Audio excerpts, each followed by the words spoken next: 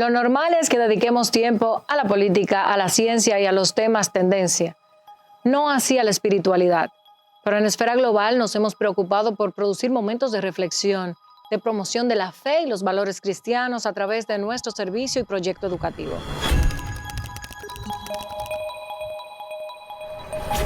Este tiempo lo dedicaremos a la persona de Jesús, de Cristo, el Dios hecho hombre que encierra los más grandes misterios de la fe, cuya vida y muerte han trascendido desde su tiempo hasta nuestros días, con una real vocación de permanecer en la memoria histórica, religiosa y espiritual de la humanidad.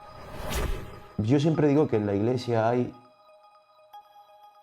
suficiente miseria para escándalo del que no quiere creer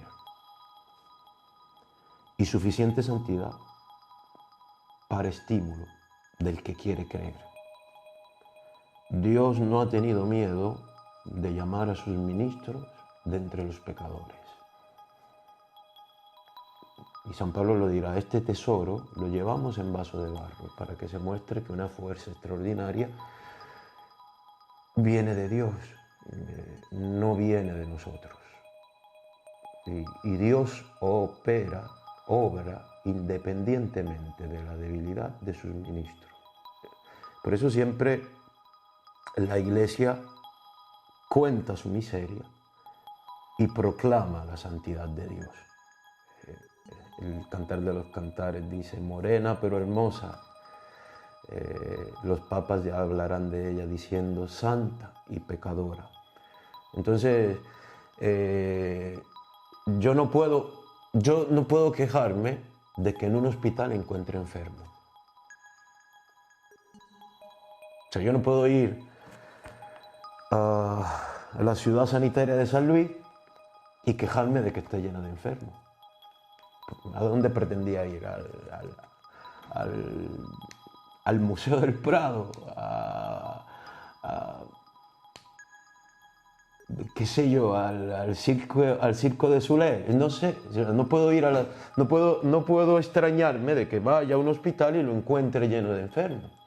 Y eso es la iglesia, o sea, en la iglesia todos estamos en un proceso de santificación, en un camino donde Dios poco a poco nos va purificando de nuestras debilidades y pecados, o sea, ministros, pueblos, todos caminamos hacia la santidad que el Señor nos promete y quiere regalarnos. O sea, yo no puedo decirte a ti que soy un santo. No, si soy un santo, pues entonces no voy a misa.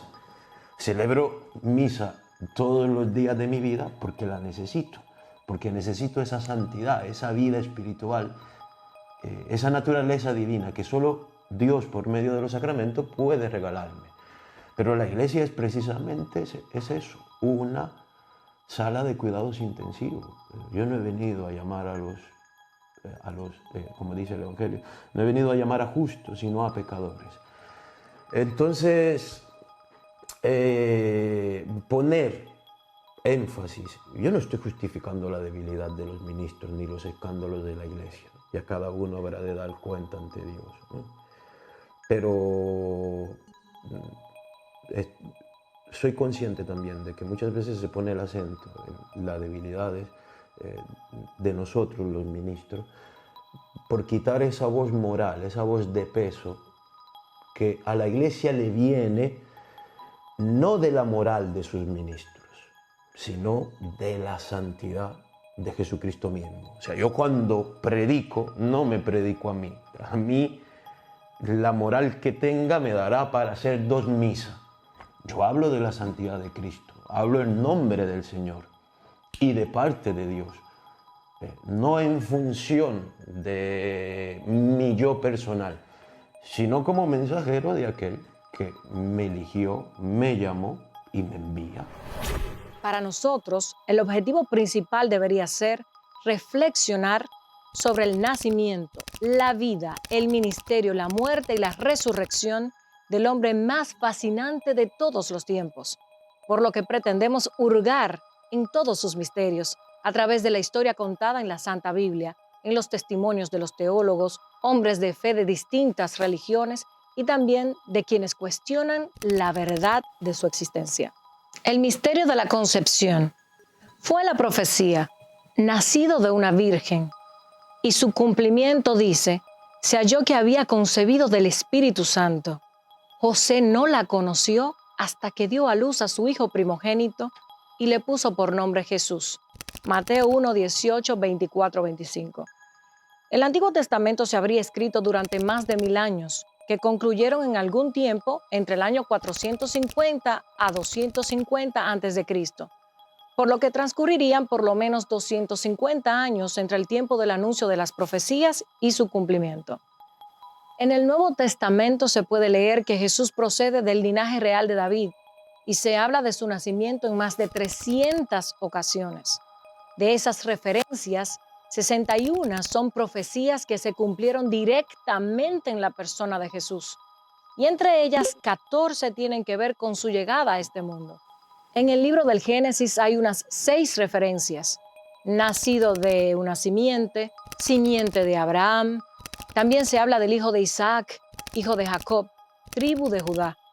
Isaías hablaba del nacido de una virgen, familia de Isaí, será Emmanuel. Jeremías y Samuel hablaban de la casa de David, de que se llamará Señor, además de otras referencias que encontramos en los Salmos.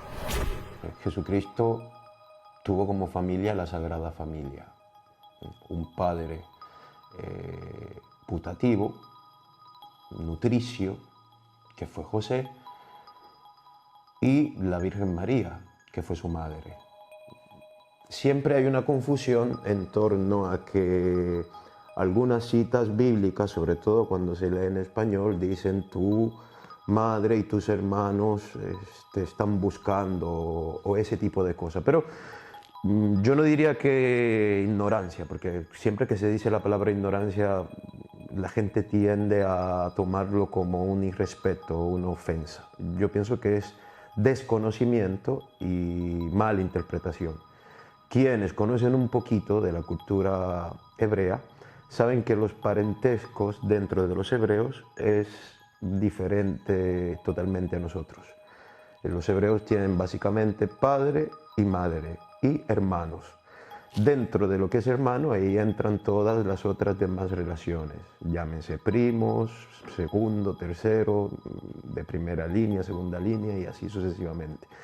Por eso muchas veces cuando se habla de hermanos es una traducción que viene directamente del hebreo y está siendo referente a familiares cercanos, sobre todo porque José tenía familia, María tenía familia, o sea, hace referencia a primos, a allegados, a parientes del Señor, pero no hermanos de sangre.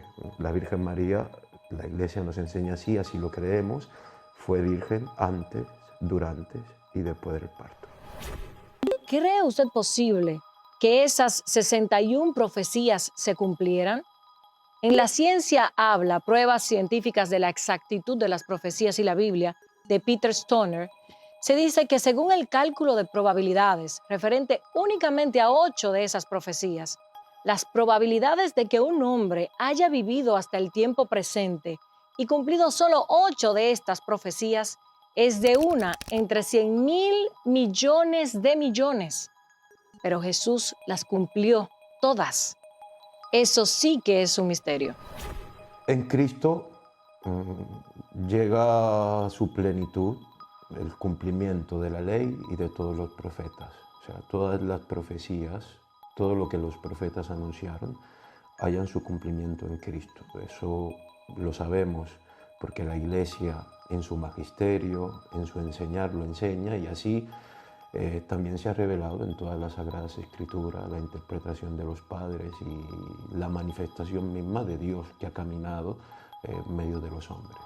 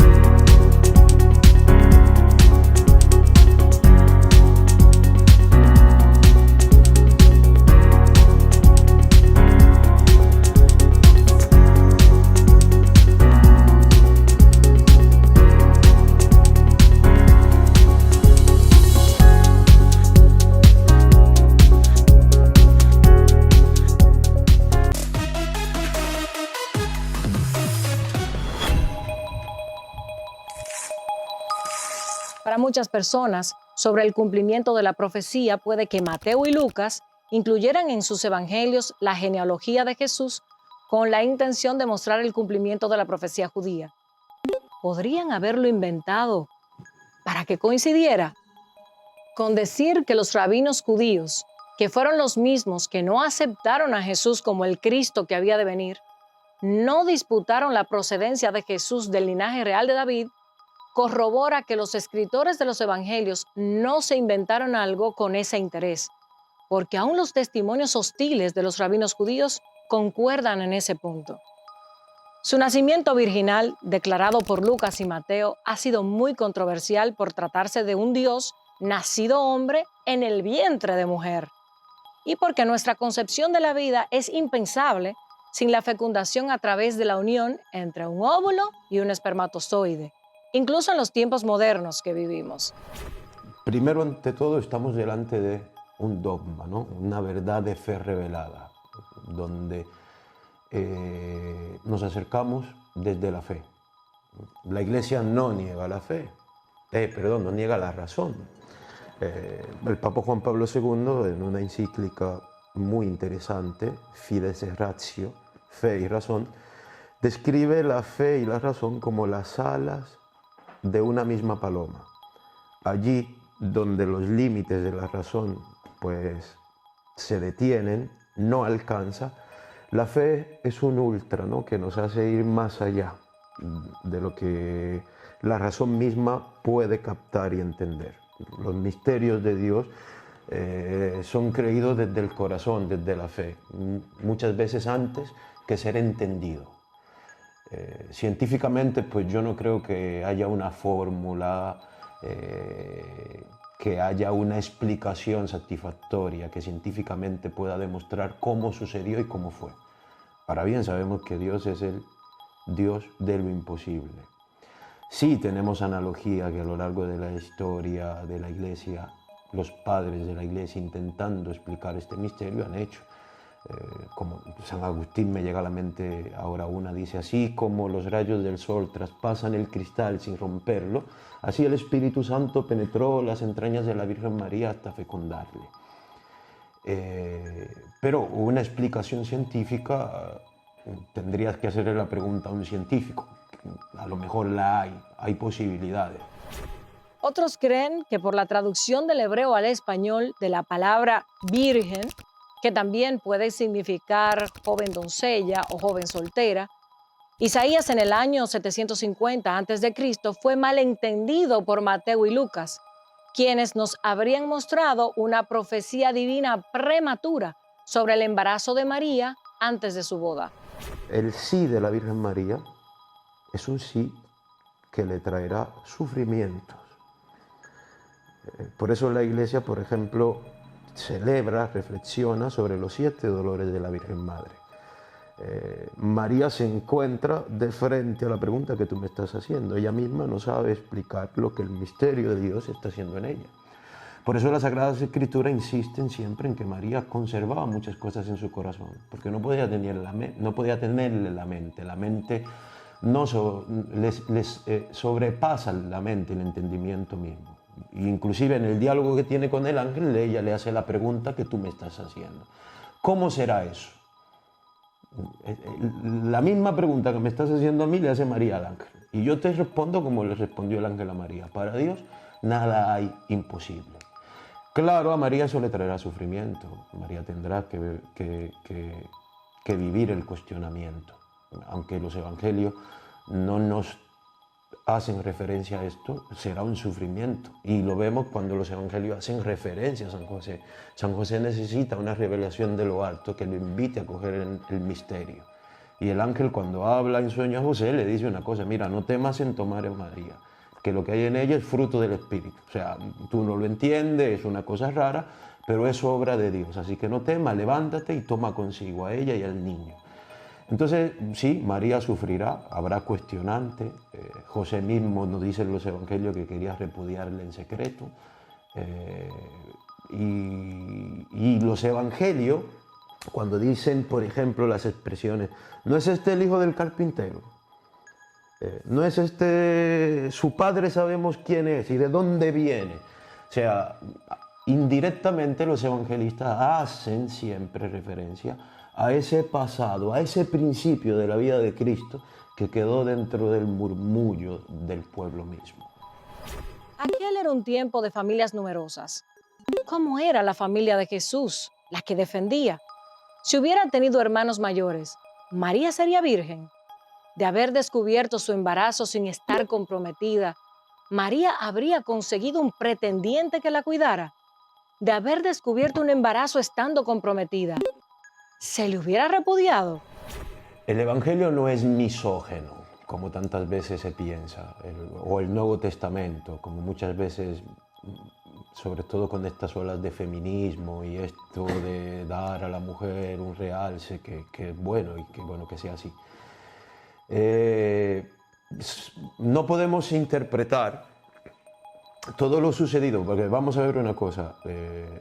A mí una vez, para entender mucho estas cosas, me ayudó un libro que se llama Un judío llamado Jesús. Para entender a Cristo hay que entender que es judío, hay que entender su cultura.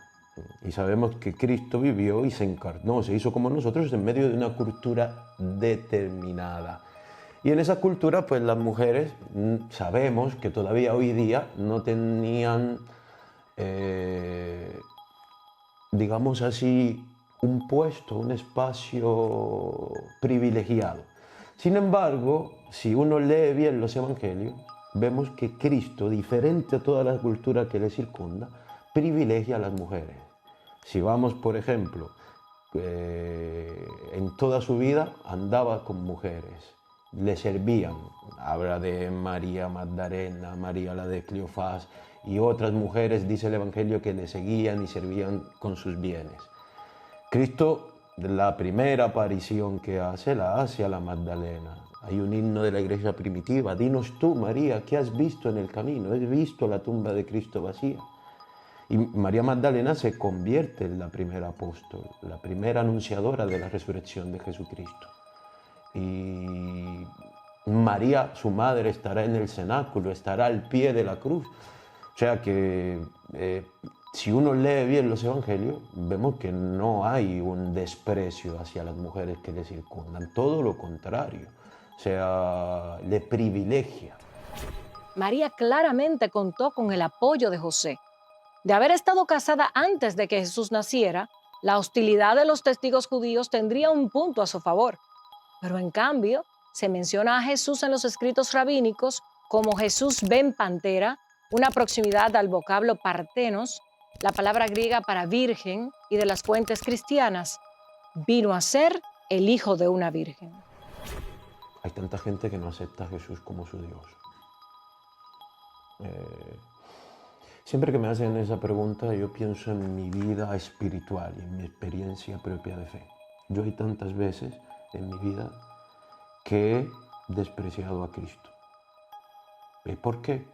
En el momento en que se manifiesta en mi vida de una forma en la que no me gusta, de una forma en la que no es la que espero.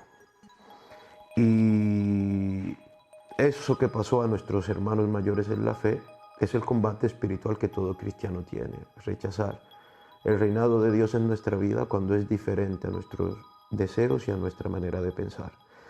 Sabemos que hay un problema histórico de fondo, por sufrimientos del pueblo, en el contexto mismo en el que Cristo se encarna, el pueblo bajo el yugo de un imperio como el Imperio Romano. La idea de Mesías que todavía el pueblo tiene, el pueblo de Israel, es un Mesías revolucionario, un Mesías más de índole político. Y es el gran problema de los apóstoles. Hay interpretaciones, por ejemplo, de la vida de Judas. Judas pertenecía a una corriente política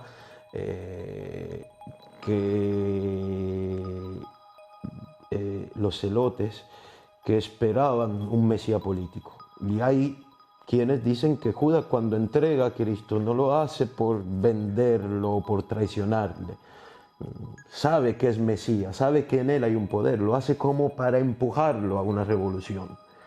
Y si vemos dentro de la pasión de Cristo, cuando vienen a aprenderle, cuando vienen a buscarle, la acción primera de los discípulos es sacar la espada, pelear, pensar que Cristo va a ser un mesianismo político que se revele. Entonces, el Mesías, león para vencer, que era la idea que tenía el pueblo de Israel, se hizo cordero para sufrir. San Agustín dice una cosa muy bonita hablando de Cristo, cordero sufriente. Dice que Dios creó al hombre con un gesto de omnipotencia. El Dios que de las tinieblas dijo, brille la luz, el Dios que del caos hizo todo, Dios que creó al hombre con un gesto de omnipotencia que solo él podía hacer, quiso salvarle, quiso rescatarle con un gesto de amor, con un gesto de entrega, para que el hombre no volviera a separarse de su amor. Y reza el prefacio de la penitencia que Dios admirablemente creó al hombre, pero más admirablemente hizo del hombre una nueva creación. A Dios le interesaba ante todo, para que el hombre no volviera a separarse y dudar de su amor y de su misericordia, hacer que su Hijo pagara nuestras culpas.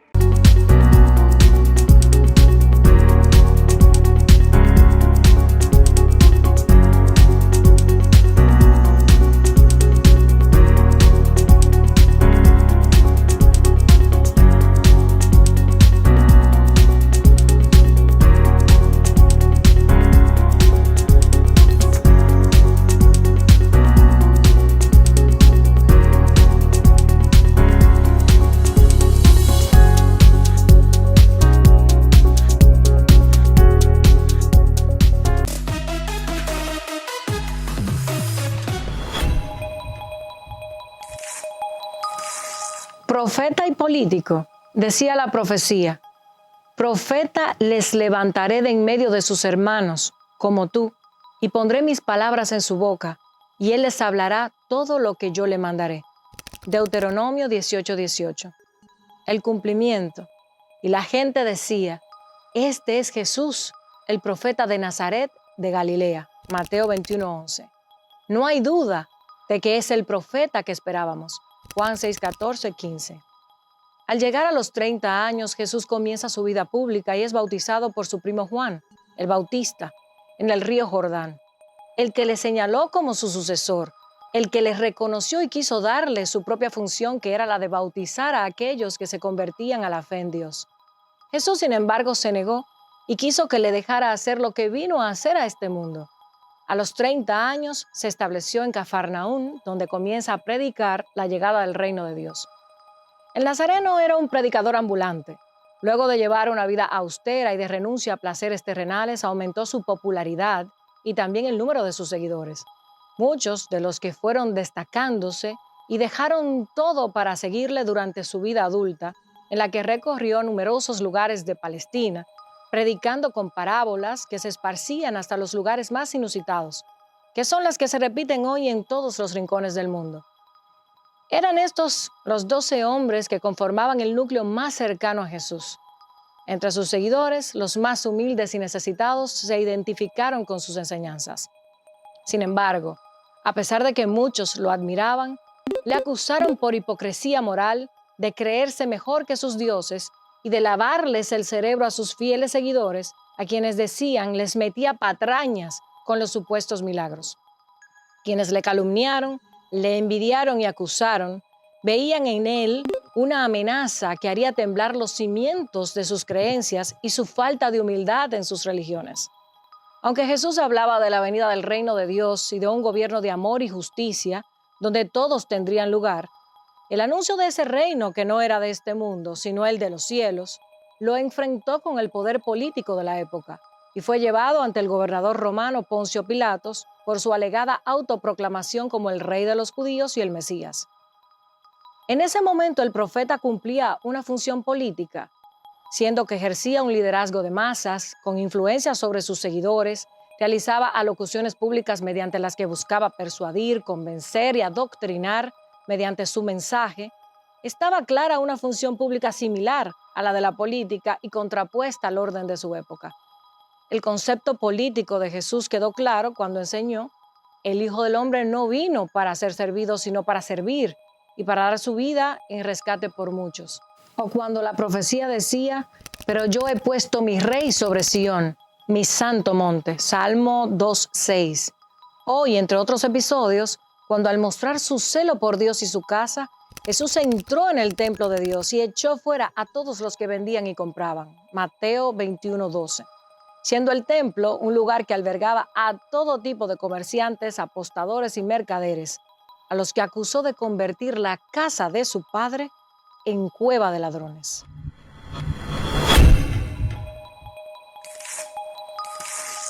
Saludos, soy el obispo Mauro Vargas, obispo nacional de la Iglesia de Dios en la República Dominicana, y estamos aquí para compartir este momento agradable con cada uno de ustedes. Gracias, pastor. Bienvenido a Esfera Global. Tengo una curiosidad que sé que mucha gente comparte. ¿Cómo es que Jesús, sobre cuyo nacimiento, vida, muerte y resurrección hay tantas profecías, logró cumplirlas todas? ¿Cómo? Es un tema que va más allá de un razonamiento humano. Si nos vamos al libro de Isaías y todo el texto sagrado, prácticamente desde el libro de Génesis, a partir del capítulo 3, luego de la caída del hombre, vemos allí una promesa de redención para el hombre, de levantamiento, de perdón, de reivindicación. Pero sobre todo en el libro de Isaías nos dice claramente sobre esa parte del Mesías. Hijo nos he nacido, hijo nos he dado, su nombre será admirable, consejero, Padre eterno, Dios fuerte, príncipe de paz. Aquí da diferentes características de ese Jesús. Y cada una de estas acciones tenían que ver con su ministerio y tenían que cumplirse en el desarrollo de su ministerio. Y por eso es que en el mismo desarrollo de ese ministerio de Jesús se van cumpliendo la misma para dar vigencia y testimonio de que era el Hijo de Dios. Tiene que ser algo superior, pastor, porque matemáticamente, probabilísticamente, ninguna persona, desde el tiempo de Jesús hasta nuestros días, tendría la capacidad de que se cumplieran sobre sí tantas profecías. Claro, eso es así. Ahí lo sobrenatural impera. ¿Quiénes eran la familia de Jesús? ¿Tuvo hermanos de madre? ¿Quiénes eran esos a los que él sentía cercanos, con quienes creció? Mira, en el libro de Marcos, capítulo 6, de los versos 3 en adelante, allí nosotros encontramos los nombres que se dan de los hermanos de Jesús, Santiago, entre otros José. Y estos hermanos de Jesús eran hermanos biológicos de él. Aunque no podemos negar que en la tradición cristiana católica no pondera el tema de hermanos de Jesús. ¿Eran hermanos mayores o menores? Menores, porque Jesús es primogénito. Los demás vinieron luego de él, menores. En la tradición evangélica protestante, entiende que sí eran hermanos biológicos de Jesús, por el tema de que María fue tan común y corriente como los demás seres humanos. Y hizo una vida normal, de madre, de esposa, de ciudadana. Entonces, el hecho de que Jesús haya nacido por un milagro, el que Dios haya operado, no le quitó el privilegio a ella de seguir siendo madre. ¿Santiago jugó un papel especial para la iglesia? Claro, muy especial. Y sobre todo nos habla de unos temas, sobre todo cuando vamos al libro de Santiago, encontramos unos temas éticos muy importantes. Y sobre todo en el tema de la relación entre los individuos y entre las personas, sobre todo en la comunidad de fe. En principio, Santiago y Jesús no se llevaban mucho con la forma de prédica de Jesús. Dicen por allí. Bueno, leer. son comentarios, pero el texto no lo registra. Por tanto, lo que el texto no registra, prácticamente lo dejamos en especulaciones, porque el acertarlo, entonces tendríamos que buscar datos que puedan confirmar eso. Hasta ahora no han sido arrojados. ¿Qué pasó con las mujeres del linaje de Jesús o las mujeres a su alrededor? Que cuando uno las menciona o cuando las menciona el texto, lo hacen prácticamente para satanizarlas. Muy lamentable porque las mujeres jugaron un papel preponderante Fundamental. en todo, no solamente en la resurrección, sino en todo el ministerio de Jesús. Encontramos allí mujeres ligadas. Ahora, en el tema de ya la resurrección, encontramos a la mujer jugando un papel preponderante, pero cuando los hombres no fueron, ellas fueron. Lo que los hombres no vieron, ellas vieron. Pero el tema de la mentalidad del momento, donde la esclavitud era un tema muy preponderante, y el tema también de esa pleitesía a la masculinidad, Un mundo machista. machista totalmente, dejaba opaco la intervención, el aporte y la participación de la mujer en ese ministerio de Jesús y en otras realidades de esa sociedad del momento. ¿Pudo haberse considerado a María Magdalena como una discípula? Inteligentísima María Magdalena. Creo que sí, porque trabajó, discípulo de aquel que trabaja en pos de la fe que ha abrazado, y ella abrazó la fe de Jesús. ¿Por qué los judíos no aceptaron a Jesús como su Dios y siguen esperando la llegada del Mesías? Es una pregunta muy interesante y es muy importante. Históricamente ha generado grandes debates. Sí. Grandes debates en diferentes escenarios. El tema del rechazo, la no aceptación, está enmarcado en un elemento muy, pero muy esencial. Jesús decía que era Dios y que era el Hijo de Dios. Para ellos no asimilaban a un Dios tan grande y poderoso en un cuerpo humano. No lo podían asimilar. ¿No tenía que ver con la clase social también de Jesús? Pudiera ser la clase social, pero creo que más fue un tema de que a ellos les molestaba el que él dijera que él era el Hijo de Dios. Puede ser que la parte, el estatus social de donde procede, tal vez ellos esperaban a un Jesús en las castas más altas sociales, de los nombres más renombrados, tal vez dentro de los grupos de fariseos o saduceos más renombrantes de la historia, Pero Dios, para ser Dios, no tiene que presentarse en ninguna casta social. Simplemente se presenta. Y ese fue el punto principal por lo que ellos no lo aceptaron. No asimilaron a un Jesús desde abajo. Están todavía como Penélope sentados en la estación, Sí, están con esperando. el vestido de domingo, esperando. Todavía están esperando. Hay una explicación científica para el nacimiento virginal de Jesús. Y esa es la primera pregunta. ¿Y cómo fue para María el acercamiento a José con aquella noticia y en ese tipo de sociedad en la que les tocó vivir? Mira, una explicación científica, así terminada, de ese embarazo virginal, así milagroso. La ciencia, por más que trate de explicar, no hay manera de poder demostrarse. Eso no quiere decir que no fue real, sino la demostración científica.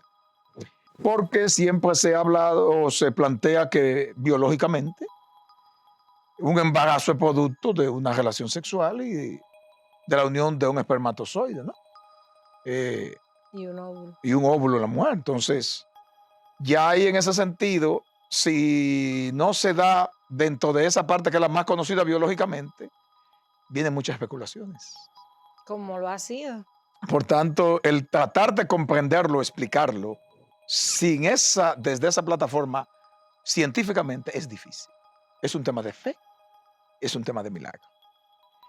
El otro tema de prácticamente cómo María acercarse a José, me imagino que por el contexto del momento fue muy difícil. Fue muy difícil por el tema de ese machismo embarcado en todos los estratos sociales y poder decirle a un hombre, yo estoy embarazada, y él saber que no es de él, y cómo él podrá entender de un milagro, creo que Dios mismo tiene que también Tuvo tratar que con ser él. divino. Dios tuvo que tratar interceder. con él porque no es tan fácil. No es tan No es tan fácil. fácil. Desde nuestra humanidad. No, eso de no es nuestra muy normalidad, fácil. no, porque tú En estás... esta época no es fácil. Es muy difícil. Generaría mucho problema. Generaría mucho problema. Y creo que como Dios es un Dios de orden, Dios trajo todo en una manera que pueda ser entendido y asimilado, aún en el momento cuando no se podía comprender del todo. Pero Dios fue arrojando las luces del lugar para la comprensión del milagro. Pastor, ¿cómo sabremos cuál es la verdadera institución que nos heredó Cristo entre las tantas religiones existentes y la corrupción de muchos de sus representantes? Cristo no dejó institución. Cristo no dejó grupo. Cristo vino a implantar el reino de Dios para todos aquellos que tienen la necesidad de reconciliarse con su Dios. Por tanto, hablar de una institución es enmarcar el proyecto divino de Dios, es limitarlo, es secuestrarlo,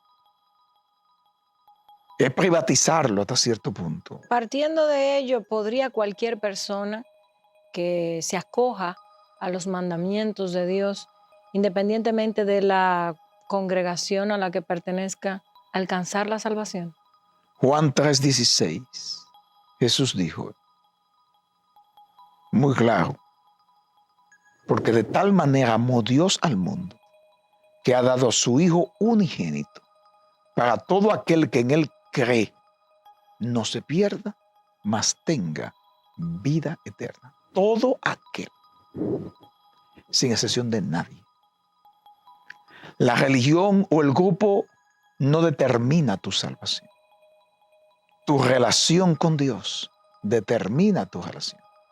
Ahora bien, sí se debe de entender que cuando tenemos tenemos puntos comunes, entonces conjugamos esos valores y celebramos y podemos interactuar.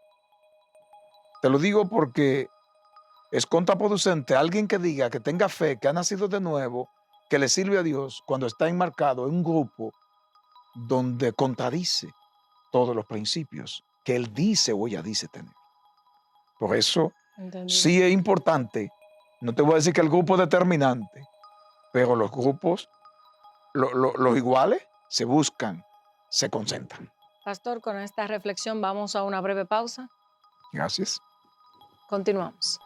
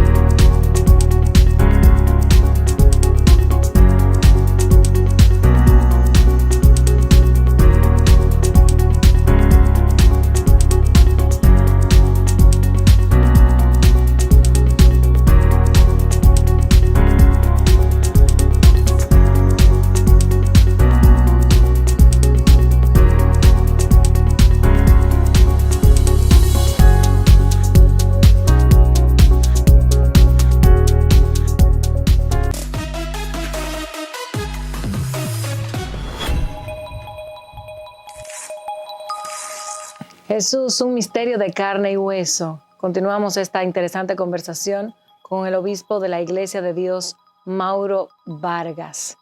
Pastor, ¿en qué se diferencia Jesús de otros profetas? La diferencia es mucha. Primeramente, Jesús es el Hijo de Dios. En otro elemento también tenemos que ver que Jesús encarnó un mensaje de redención, de cambio y de reivindicación del ser humano en su relación espiritual e íntima con Dios. Y la otra parte donde se diferencia es Jesús murió, los demás profetas murieron. Él resucitó. Los demás profetas no resucitaron. Ahora hablando de la resurrección, me estoy adelantando un poco, pero se puede leer en el texto bíblico que al momento en que Jesús resucita, resucitan otros santos. A mí eso me llamó poderosamente la atención porque honestamente lo desconocía. Uh-huh. Y dicen que la primera de esas resurrecciones es la de Cristo. Y no salen estos cuerpos que estaban dormidos hasta que sale el de Jesús. ¿Cómo puede ser eso? Hay una diferencia. Ellos resucitan por la resurrección de Jesús. Jesús resucita por sí mismo. En ningún registro bíblico hay datos que dicen que a Jesús le dijeron que resucitara. Él resucitó, porque Él es Dios. Y este evento tan impactante generó para testimonio que no solamente resucitará Él, sino que también resucitarían otros. Dejó como elemento la resurrección de otros que también habían muerto. Pero Él resucitó por sí mismo. Los demás resucitaron por su resurrección, la de Jesús. Por eso es la primigenia. Ujú. Ahora sí lo entiendo, claro. Hablando sobre su dimensión política, ¿por qué él se opone abiertamente al orden establecido? Al orden político, porque la religión entonces era la política. Creo que Jesús en ningún momento se opone a la política. Creo que definiendo política desde la ciencia, Jesús desarrolló todo un proceso de ciudadano político. Cumplió con las reglas, cumplió con las leyes, llamó a que se cumpliera con la misma. Participó en el bienestar de la comunidad. Creo que el tema más, cuando vemos a Jesús recriminando, no recrimina la política, recrimina la falta de justicia. La falta de justicia en el hombre, el maltrato y la explotación a los demás, es lo que Jesús está reclamando. Lo que pasa es que eso entra dentro del dominio de la política. Correcto. Una de las cosas que le da elegancia a la política es la justicia. Y Jesús reclamaba el que se fuera justo. Vinieron unos hombres con una mujer. Le encontramos a esta mujer en falta. Le encontramos en pecado. Oh, una acusación, ahí hay un ejercicio político. Pero entonces Jesús le escribió en tierra: el que esté libre de pecado, que tire la primera piedra. Justicia. Los que lo trajeron están limpios. Es un principio de equilibrio. Claro. Entonces, el tema de política, en ningún momento Jesús se opone. Simplemente manda a que la política sea justa. ¿Cuáles principios regían la forma de organización que promovió Jesús y qué cualidades compartían sus seguidores más cercanos? Mira, como equipo, era un equipo muy sui generis. Tenía sus particularidades porque la filosofía a la que Jesús estaba enseñando trajo interés porque era algo nuevo. Entonces esto trajo una cohesión al grupo muy interesante. Pero Jesús puso sus reglas de juego. Una de ellas era la prestar atención, el respeto y el tema de una participación abierta, con confianza, con acercamiento, sin restricciones ninguna. Que a ellos les le permitiera a ellos sentirse parte de, y no como simples invitados, sino ellos ser parte. Y por eso los discípulos preguntaban, hacían preguntas, inquietudes que tenían sobre lo nuevo, pero también cómo lo nuevo chocaba con algunas de las cosas que ya existían entre la propuesta de los fariseos, los saduceos, entre otros grupos religiosos que había en el momento. Pero era un grupo natural, era un grupo que tenía sus cualidades y que sobre todo prestaba mucha atención a lo que su maestro le decía. Pero uno conoce poco de ellos. Son un grupito de los más mencionados. Sí, en todo grupo vamos a encontrar personas, actores, uno más sobresaliente que otros, y esto va a depender mucho del carácter de la persona, de la característica. Hay personas que le gustan siempre actuar bajo perfil. Hay otros que son muy activos, les gusta la cámara, les gusta la presencia, les gusta participar, siempre tienen una respuesta. Hay otros que son banalistas. Tienen la respuesta, pero entienden que no debe ser el primero en darla. Eso pasa en esto, por eso va a encontrar unos apóstoles más activos, un Pedro, un Juan, un Jacobo, pero va a encontrar un Santiago pausado, un Bartolomé, porque el perfil de ellos le ubicaba, pero cada uno cumplía con su rol. Y como usted dice, pastor, en cada proyecto la persona o las personas que lo integran tienen un rol, tienen un rol. En el caso de Judas, siempre me ha movido la inquietud. Judas era como una pieza necesaria para que todo esto ocurriera. Pero, ¿cuál es el juicio final de Judas? ¿Judas decidió traicionar a Jesús o ya esto estuvo precedido por la voluntad divina? Porque sabemos y Jesús decía que a lo que vino. Entonces eso es confuso, ¿no? No sé cómo pensar en Judas. El asumir de que Judas, Dios lo seleccionó para eso, nos pudiera llevar a un análisis un poquito confuso, porque si yo no decido perderme, ¿por qué me eligen para perderme? Ya estaba perdido. No, no es lo que digo. El análisis nos pudiera llevar a eso. Creo que simplemente lo que Judas hizo era lo que había en su corazón. La Biblia dice que de la abundancia del corazón habla la boca. Por tanto, Judas pudo ser Pedro, Judas pudo ser Jacobo, Judas pudo ser Bartolomé.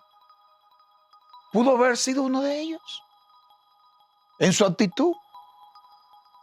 Por tanto, el tema de Judas no es un tema de que se predestinó para, sino que él jugó un rol.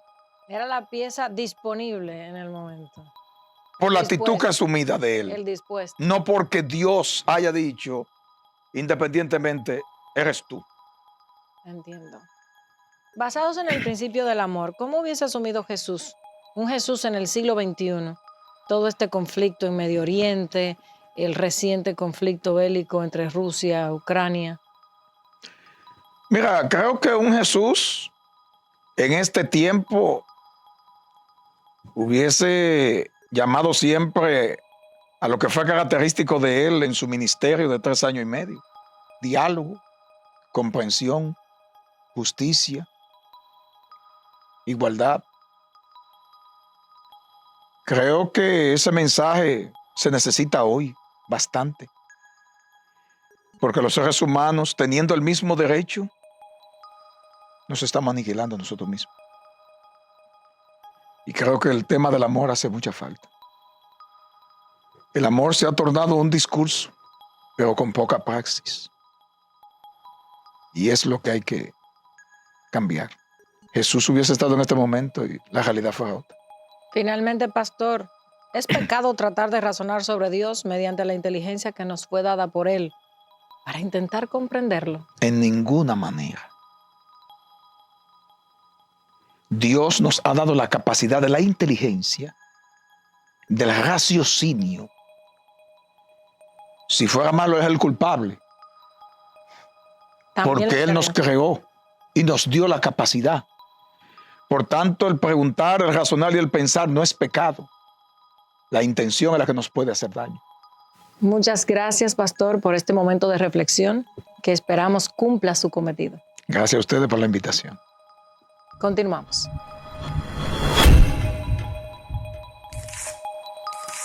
Para vivir hay que morir. El misterio de la muerte y resurrección de Cristo.